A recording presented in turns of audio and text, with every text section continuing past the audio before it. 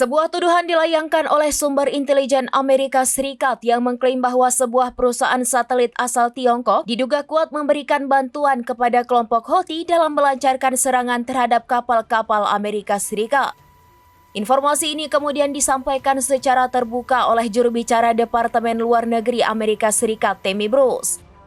Menurut pernyataan Bruce, perusahaan bernama Changguang Satellite Technology disinyalir telah menyediakan citra satelit kepada kelompok pemberontak Houthi. Citra-citra ini diduga dimanfaatkan oleh Houthi untuk mengidentifikasi dan menargetkan kapal-kapal milik Amerika Serikat yang melintas di perairan Laut Merah.